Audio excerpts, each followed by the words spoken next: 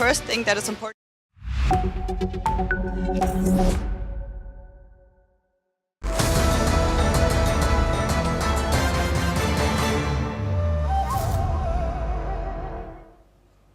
Hello and welcome. I'm Sima Katauka and you're watching the China Report on News X World. Let's take a look at the top headlines of this hour. China has shown no evidence of buying the 12 million metric tons of U.S. soybeans it promised under President Donald Trump and President Xi's recent summit, as China remains flush with cheaper supply from Brazil and Argentina, leaving U.S. farmers anxious with only 1.5 months left in 2025. Beijing has issued a stern warning to Japan after Prime Minister Takaichi and other top officials signaled possible revisions to Japan's non-nuclear principles. China's foreign ministry said these moves represent a major negative policy shift, urging Tokyo to halt its military buildup and avoid dangerous escalation over Taiwan. President Xi Jinping has welcomed Thai King Maha Vajiralongkorn to Beijing with a pledge to deepen family strength ties, align development strategies and advance key projects including the China-Thailand Railway, while the Thai King praised the partnership as one between brothers. Beijing has condemned the $330 million U.S. arms deal providing F-16s and C-130, also IDF aircraft parts to Taiwan. China has warned it would take all necessary measures, while Taipei thanked Washington, calling the deepening Taiwan-U.S. security partnership a key pillar of Indo-Pacific stability. The Chinese astronauts Cheng Dong Baijin and Chen Zhongrui have safely returned to Earth after 204 days in the orbit, the longest single crew stay in China's history, arriving at Dongfang aboard the Changzhou 21 craft after their own damaged Changzhou 20 capsule was deemed unsafe due to cracks from suspected space debris impact. The White House has accused Chinese e-commerce giant Alibaba of providing technological support to the Chinese PLA for operations against U.S. targets, sending Alibaba's U.S. traded shares down 4.2%, while Alibaba and the Chinese embassy strongly denied the claims as completely false. China has identified a rare gold deposit in the Kunlun Mountains in Uyghur-populated Xinjiang province, with estimated reserves exceeding 1,000 tons. This marks China's third major 1,000-ton scale discovery in within a year, following earlier finds in Liaoning and Hunan provinces. 5 Chinese nationals were killed and 8 injured in Bali, Indonesia, after a minibus carrying 13 tourists veered off of the road, leading to the driver's arrest. The Chinese consulate is coordinating with Indonesian authorities over the accident now.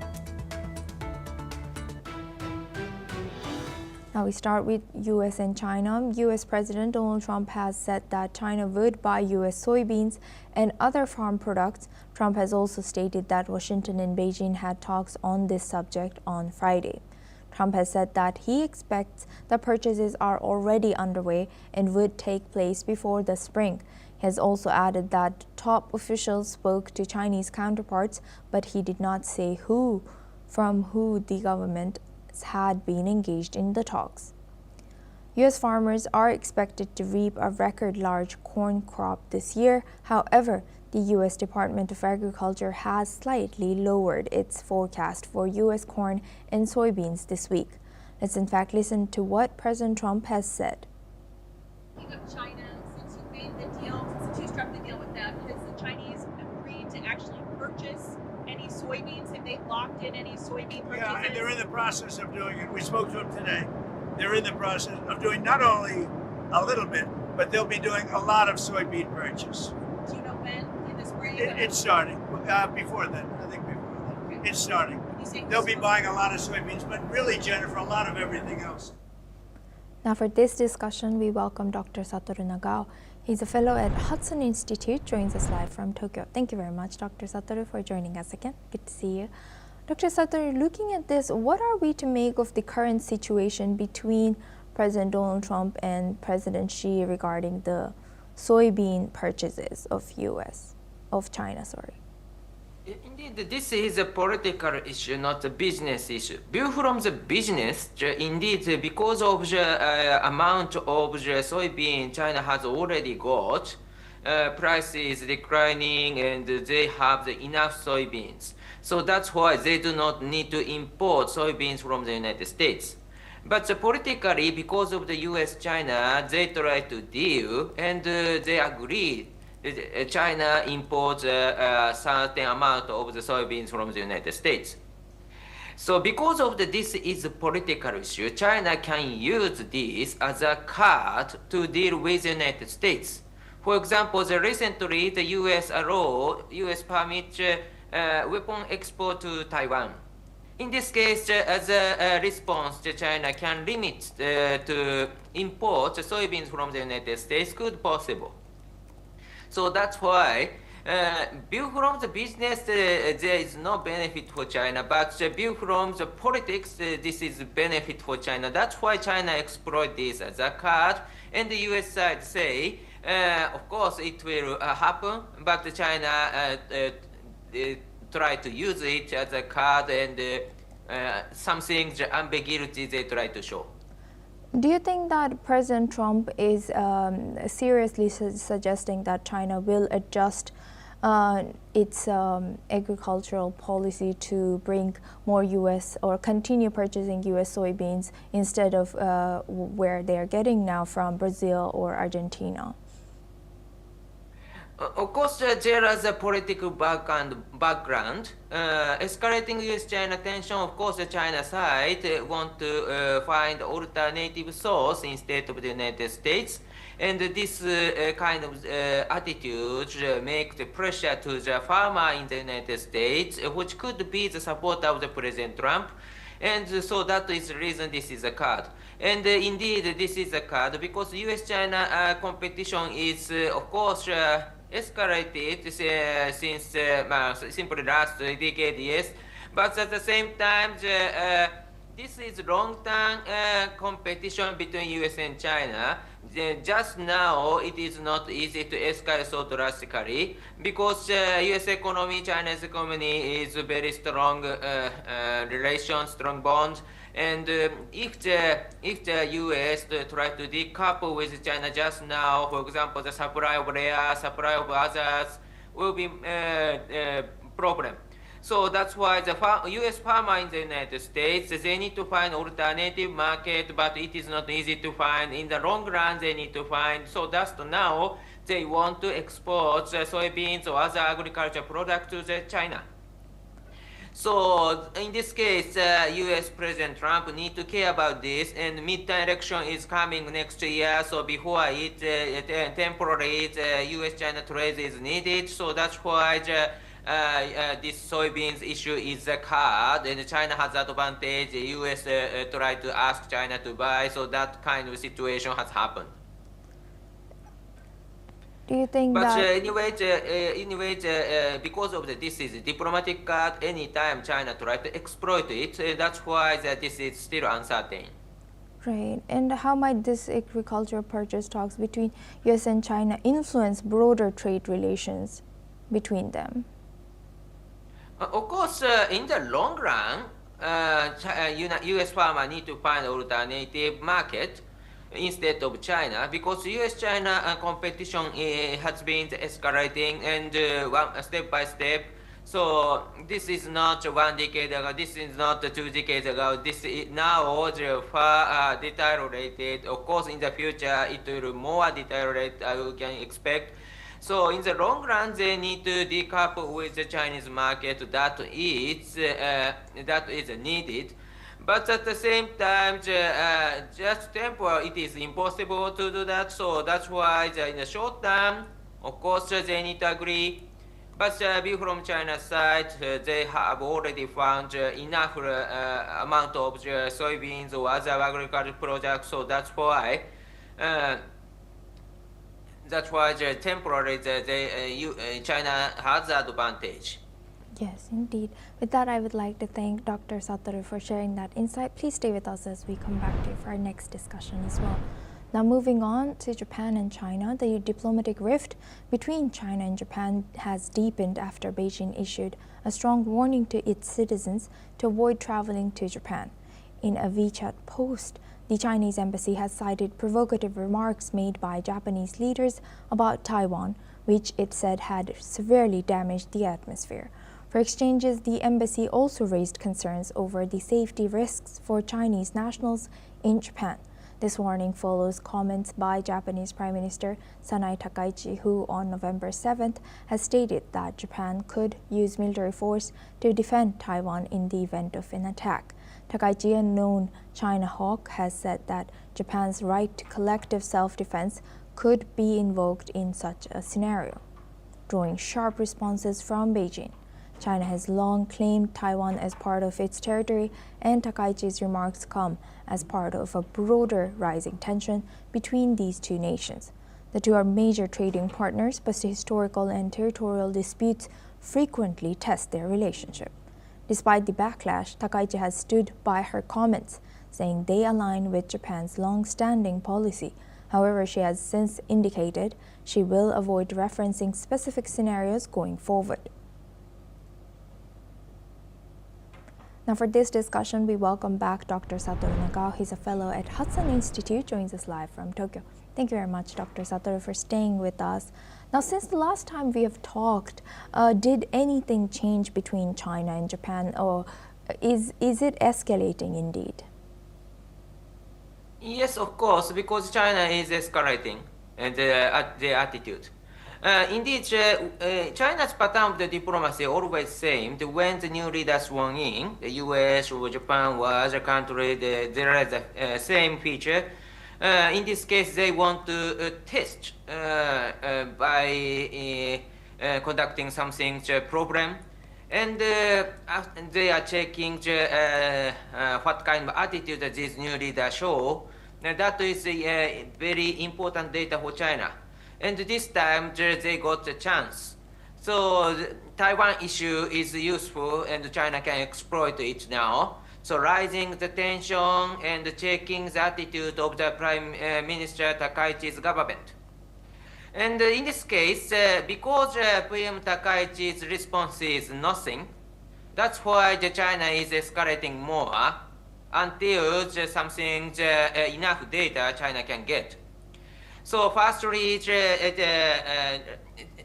PM Takaichi replied the question in the national diet. There is a possibility the Taiwan crisis could be the crisis of the survival for Japan and need to coordinate with the US and Philippines and these countries. So that's why such kind of situation she explained. This is not radical. This is just explanation about the situation honestly. So this is not a provocative something. But China started to exploit this chance. Firstly, the consular in Osaka, General Consular of the Osaka said if Japan intervenes, they will catch her head. So that is the first SNS remark China's diplomat has done. After that, step by step, they try to escalate. The Ministry of Defense of China, if Japan joins, the disaster situation will come to Japan or something like that. And after that, now China calls Chinese who travel to Japan. There's a possibility something will happen, so you should be careful, something like that. So that's a step by step they try to escalate the situation. During that time, there is no reaction from Japan. Just Japan calls the ambassador of China and this is not inappropriate attitude or something like that. So this is only the reaction Japan has done. So view from China, this is very weak stance. So China want to know something more fixed response from Japan, which is they are waiting. And if there is nothing, this means that the PM Takaichi's government is not so strong, they think, and they will provocate more in the other places, I think. So that's why the Japan should show something strong against China, But in Japan's mood, indeed, in the LDP, something opinion is divided inside. So that's why still the Japan's reaction is very calm and moderate. Of course, Japan is polite and originally polite. This is a natural way for Japan, but at the same time, view from China, this is very weak, I think. Right. With that, I would like to thank Dr. Satoru Nagao for always joining us and sharing that insight all the way from Japan. Now we move on to our next news. U.S. President Donald Trump has stepped in to mediate the growing tensions between Thailand and Cambodia once again. On Friday, Trump has held calls with representatives from both nations, a White House official has confirmed. The move comes after Thailand suspended a U.S.-brokered ceasefire deal, demanding an apology over allegations that Cambodia had planted new landmines, an accusation Cambodia denies. In addition to engaging with Thailand and Cambodia, Trump has also reached out to Malaysia, which is seen as playing a key role in the region's stability. The dispute centers on the allegations of landmine deployment, which have escalated the already fragile relations between Thailand and Cambodia. This diplomatic intervention marks another moment of U.S. involvement in Southeast Asian conflicts, underscoring America's role in regional peacekeeping efforts. Now for this discussion, we welcome Dr. Asta Chada. She's a Ritsumeikan University Associate Professor of International Relations, joins us live from Kyoto. Thank you very much, Professor and Dr. Asta Chada, for joining us again. Good to see you. Now, Good to see you too. Thank you. Now looking at this, what political implications could arise if Thailand and Cambodia fail to resolve the landmine allegations? And do you think that U.S. involvement changes anything between them? And also, is there any risk of President Trump taking it on himself if these talks fail? I mean, we know that for Southeast Asian security, the stakes are very, very high. And it is pertinent that Thailand and Cambodia do resolve this conflict, otherwise this whole issue, which is deeply rooted in colonial history and badly demarcated borders, this is going to just perpetuate itself, into further economic crisis, into further security chaos. This time I see that President Trump seems to be trying a two-pronged sort of an approach, right? He's trying to broker this peace one more time together with high-level personal diplomacy, meeting the leaders of both the sides, but also trying to coerce them in some way, saying that he might use tariffs against these states if they do derail one more time from this peace. So I mean, it's very obvious that for United States also, maintaining the peace, and specifically for President Trump himself, because he was the one that brokered the peace initially, or he tried to do that initially together with the Malaysian leader earlier. So there's a possibility that he might try to make that diplomatic sort of very direct diplomatic intervention. That's one. But it's also possible that he might this time employ more severely the economic tools that he has in his hands, and one of those is the tariffs. And then thirdly, I think he's going to try and probably this time also mediate using ASEAN frameworks. I'm looking at the previous time he tried to do it together with the Malaysian leader. It's very possible that he might want to include more ASEAN voices this time to make sure that the message drives home.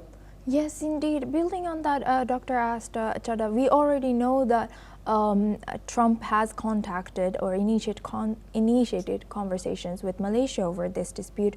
How do you think Malaysia's role is in this dispute between these two countries? I mean, previously Malaysia's, I think Malaysian Prime Minister Anwar Ibrahim was engaged in making sure, that, I mean, Malaysia is an important ASEAN country. That's one. Yes.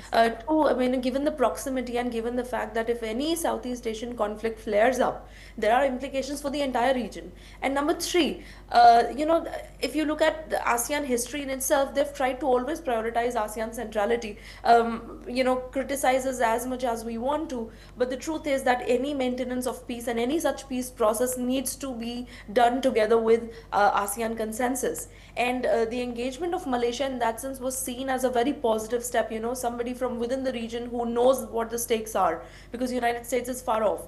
It lends a heavier voice to the whole cause. But my understanding is probably looks like only Malaysian presence or only one state's ASEAN's presence in the entire ASEAN was not probably enough. I think more Yes. action is needed. We are looking at US as an external power. What I see is needed is some more internal, ASEAN, some Southeast Asian neighbors, or probably even other countries like Japan, to step forward and make sure that these two countries do understand that they are very, very critical, not just to their own domestic economies, but to the wider region and the wider regional security. And hence, to avoid any such conflict, it's absolutely must that this time the peace that is brokered should be seen through a very non-interventionist lens. That Yes. external powers are not there to precisely try and intervene or hurt their sovereignty in any way or try to make decisions for them. It has to come from within. But if it is if it arises out of a strengthened ASEAN voice, I think that is likely to last longer. Yes, and as you mentioned, last time in these between Thailand and Cambodia, we saw a lot less or almost none Asian, ASEAN leaders come in between these. We mostly saw US come and intervene between these two nations. Do you think ASEAN is keeping a distance on these topics or these kind of interventions because they're solely more focused on economical side of ASEAN nations in general? Yeah, you made a very nice observation there. I mean, I was also pleasantly surprised when I did not see too much active participation. I mean, but we must understand, that calculated decision on behalf of ASEAN states comes from, like I said earlier, this very strong sense of sovereignty and strong sense of non-intervention that ASEAN states want to maintain. And even though United States, I mean, it is very critical. US presence is seen as very critical to the region and the regional security. The sense that I got from that conflict and the way that peace was brokered was it was more centered on what US wants in the region rather than what the regional players would have wanted. I mean, of course, all of them are eventually looking at peace, but how they achieve that peace is probably, was probably seemed to have been more through an external power intervention rather than coming internally. But but I mean, we saw that it did not last very long, right? So Yes. there's a huge mistrust between those states in terms of any peace process. And like you were mentioning earlier, we do need more inclusion. We do need more voices from within ASEAN. And if not just ASEAN, maybe in the wider Asian region, it would be wonderful if countries like Japan, South Korea, India could step in and probably not direct in any way, but also step in and make sure and ensure that they emphasize enough that the peace between Thailand and Cambodia is very, very quintessential, not just to global trade, but to global security. Yes, indeed, especially in that region. I wouldn't agree more 100%. Thank you very much, Dr. Asta Chadha, for sharing that insight. Please stay with us as we come back to you for our next discussion as well. Now moving on, Dutch chipmaker Nexperia says it is still shipping wafers and providing alternative supply chain options amid a standoff between its Europe unit and its Dongguan, China plant. It says shipments have not been halted and it is working with customers on a temporary patch to ease auto sector pressure. Nexperia says its China arm has enough wafers and finished products for several months and that any shipping failures lie with its China entities. The dispute follows the Dutch government's seizure of Nexperia over technology transfer concerns, which led Europe to stop sending wafers to China. China has temporarily relaxed export controls, and a Dutch delegation will visit for talks. Nexperia also reaffirmed the suspension of CEO Zhang Shuizhang and says it has received no update from Dutch authorities. Now for this discussion, we welcome back Dr. and Professor Asta Chadha from Japan. Thank you very much, Dr. and Professor, for staying with us. Now, looking at this, what more can you tell about us about the current situation between China, particularly over Nexperia, and the Dutch government? Yeah, I mean, thank you for having me again. Thank you. Well, I mean, it can be very much seen at two levels, right? I mean, at one level, it's a very corporate kind of a conflict, wherein the European arm of the company is basically trying to retaliate to Chinese, Chinese control in some way, or try and retaliate and show that they are very, very functional even without China in the global supply chain. And then you saw Chinese retaliation, or them trying to at some point retract and throw the ball in the Dutch court and say, all right, we are on board with this. We do want the production and supply chains to continue as usual, and then we want the business as usual, but now they want the Dutch arm to stop being so secure. It's so sensitive towards the security aspects of wafers and chips.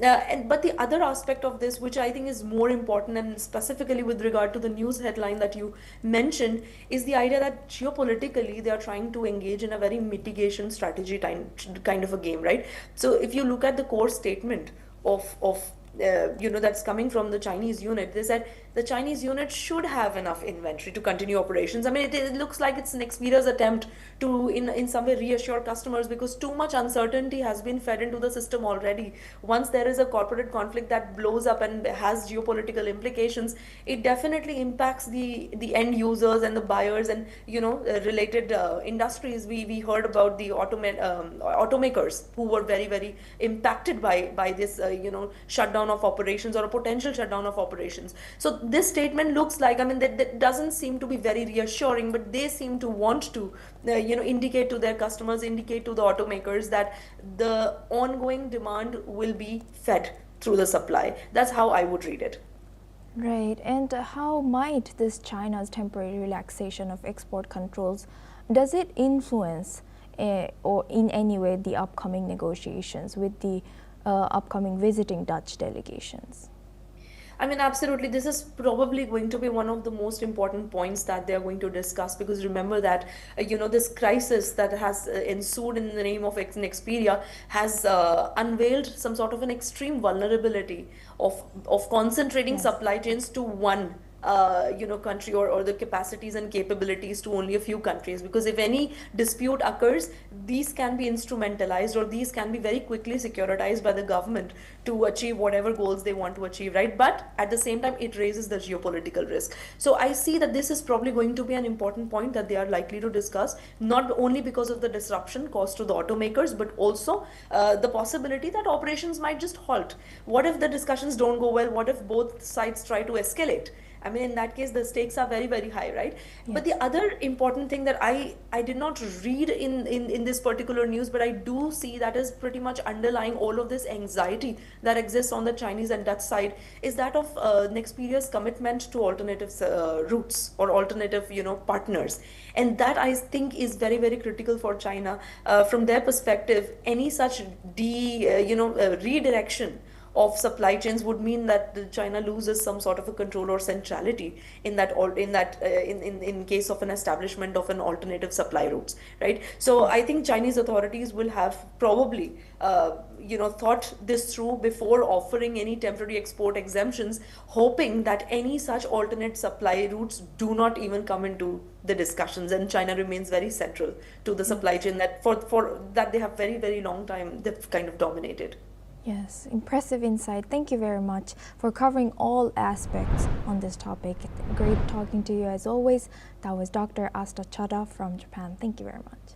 Now we move on to our next news. Washington has accused Chinese online marketplace giant Alibaba of providing technological support to the People's Liberation Army for operations targeting the United States. According to a White House national security memo, the document includes newly declassified top-secret intelligence outlining how Alibaba allegedly supplies capabilities that U.S. officials say threaten national security. The report does not detail the specific technologies or operations involved, nor does it indicate whether Washington plans to take further action. Alibaba strongly rejected the allegations, calling them completely false and questioning the motives behind what it described as an anonymous and unverifiable leak. The company suggested the claims were part of a malicious PR operations aimed at undermining U.S. President Donald Trump's recent trade agreement with China. China's embassy in Washington also denied the accusations, calling them irresponsible and unsupported by evidence. And that's a wrap on the China Report. Keep watching News 6 World for more news updates from around the world.